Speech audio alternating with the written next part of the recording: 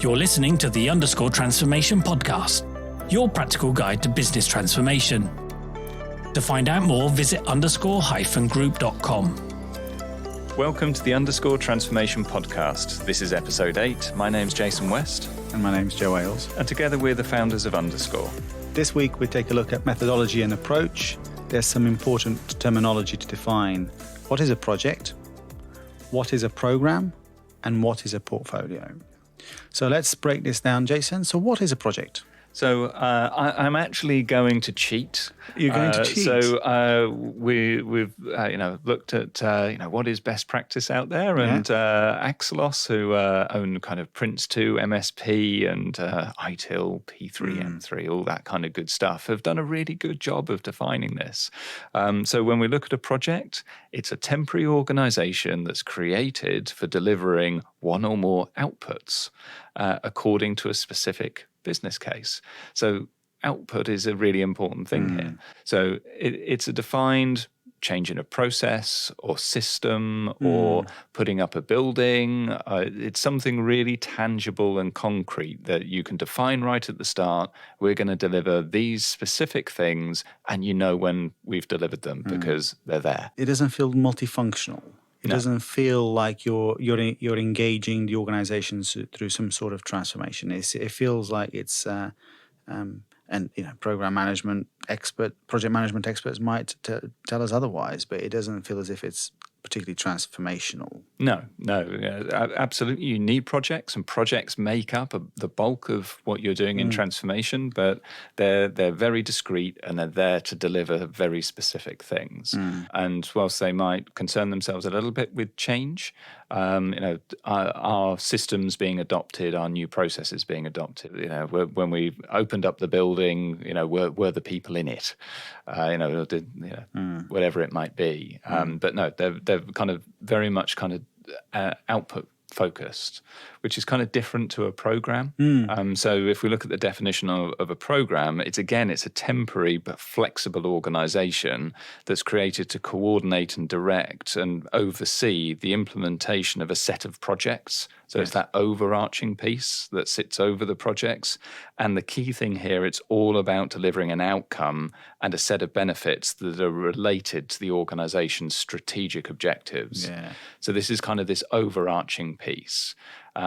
And when we talk about outcomes, this is more than just very specific things being delivered, change in policy or whatever it might be.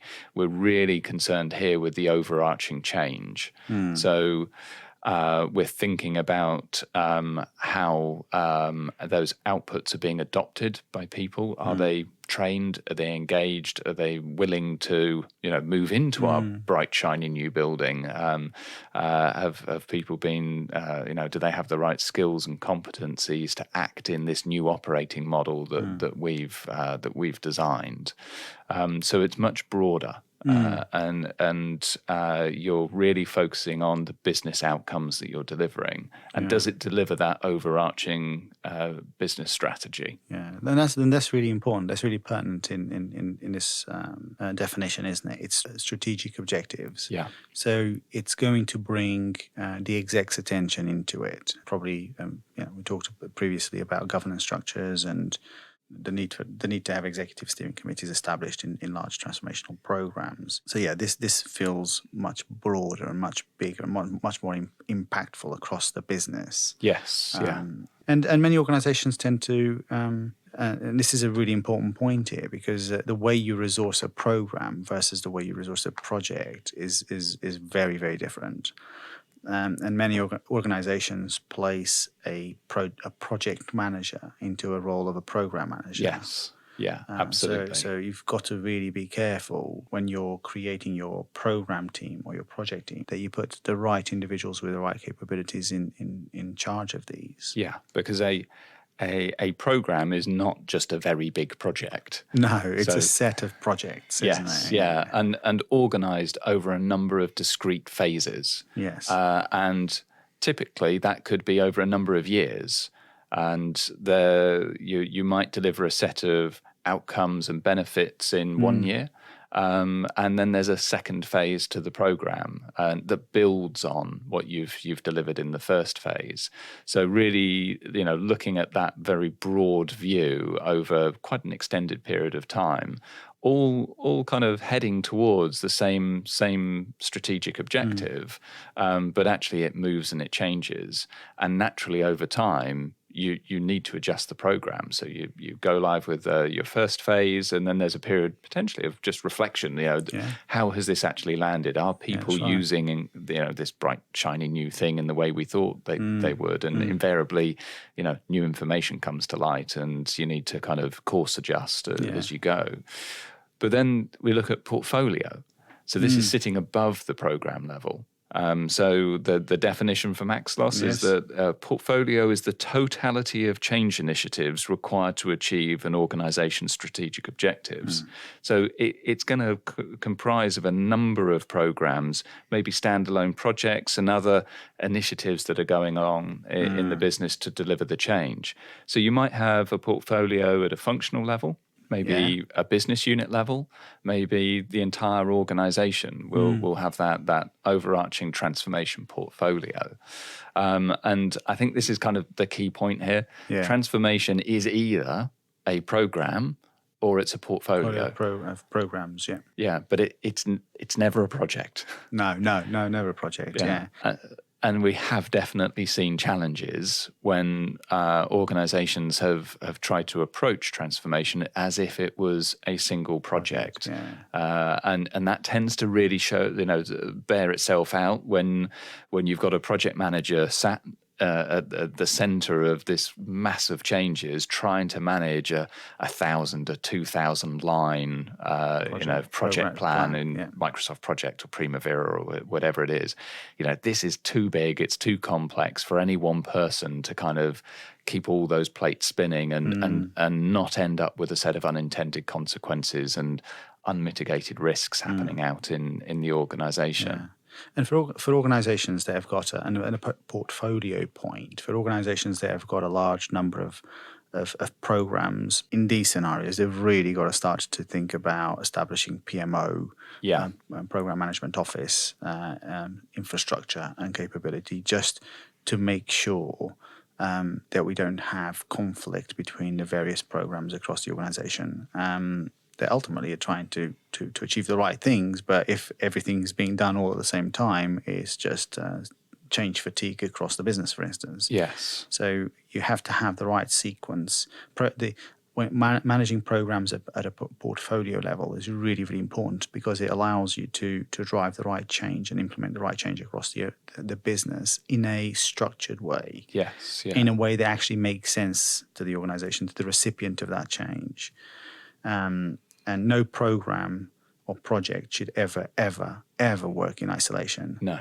And I think the other thing that really helps at the portfolio level is it helps you tell the story, that overarching story to the organization of, absolutely, we're going over here and it's going to happen in a well-structured, organized way. But, this is going to happen first and then you'll see this change and, finance is going to do this and then HR is going to do that. And we're going to have these new procurement ways of working, and they all kind of stitch together into a whole, which makes us this, whatever it is, this new innovative digital organization that's able to respond to the market. So whatever it may be, but there's just picking up on your point on change fatigue. There's just calling on the same people over and over again, different programs wanting the same resources to sit in requirements gathering workshops, to attend design meetings, to test stuff.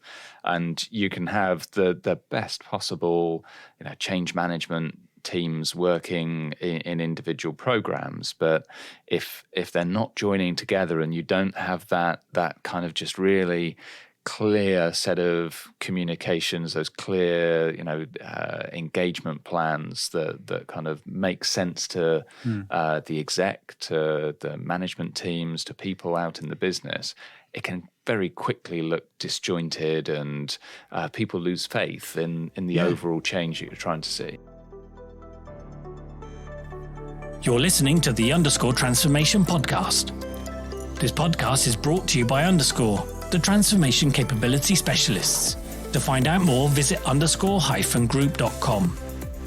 And yeah, that's right. And if you're not joining the dots with other activity across the organisation, ultimately you create the risk of your change being, implemented at the wrong time, with the wrong emphasis, and actually there's and not prioritised in the right way. Setting the context of the overall change agenda across the business, that your program is part of, is key, is vital. It just helps people understand the journey that not your program is going on, but the business is going on. It just helps set that context, and it makes your life considerably easier if you're able to articulate that actually we are doing this in this phase, but remember business, stakeholders, etc. The next phase, this is what's going to come up. And actually we're doing this on the back of what we've done in phase X. Now we're in phase Y, and we're going to go into phase Z that's going to deliver these outcomes. It just helps to sort of describe that journey and just remove anxiousness among individuals about what's likely to come around the corner. Okay, so this is really, really, really important. So I think that kind of project management approach is really well suited where you've got a simple set of changes to make, you've got a really clearly defined endpoint, and there's a kind of straight path from where we are today to where we need to be, and you just kind of deliver those outputs really. Yeah, a simple change in a simple process or an implementation of a policy. It doesn't affect other. But it might affect other parts of the organisation, but actually, there isn't a huge amount at stake here. I'd slightly disagree with you there. That you can have really big projects that have massive impact, that are complex, they're difficult. I agree. So maybe my own word of simple might be a bit disingenuous here, but there's clearly articulated endpoint to them that's obvious, that it's about delivering on time, on budget, to the right specification. Whereas transformation is by its nature a lot more nebulous. You can't, in most cases, I think in any case, can't say this is the outcome. This is the end point. This is exactly what it's going to look like. We can specify all of the detail of exactly what it is we're going to deliver right at the start. I think in a project you have a really clear set of requirements.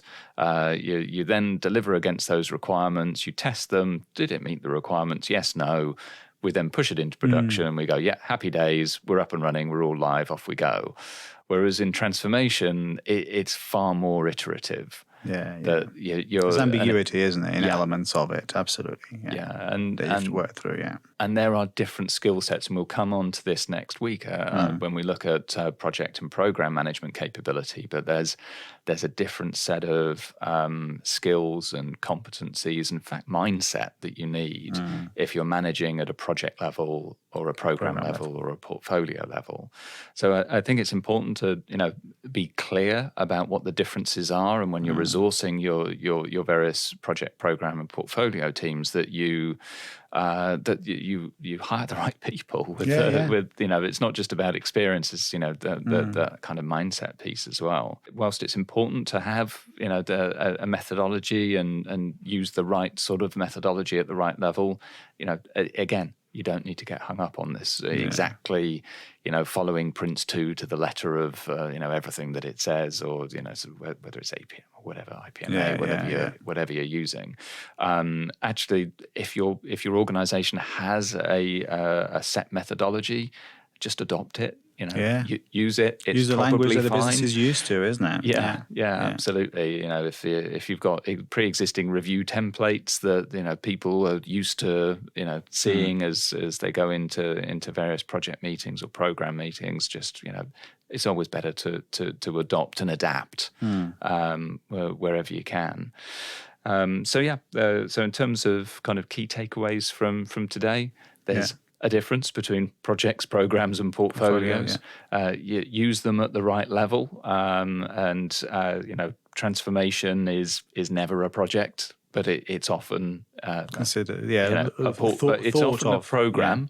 And for the big transformations, they're definitely a portfolio of programs and projects. Ensure that you resource your projects, programs, and portfolios with the right people, with the right capabilities. But the final thing, I think, and we're going to come on and talk about it more next week, is to really think about, what is the enduring capability that we're going to have as an organization to manage complex change, because this is something that doesn't necessarily go away. That's right. So next week, episode 9, I believe it is, we're going to look at program management capability and just how this is actually an enduring capability that most HR, finance, and procurement functions are going to need to develop to really continue to be successful into the future. To download your copy of the Transformation Scoping Checklist, please visit _group.com and click on White Papers, which you'll find under the Insights section of our website.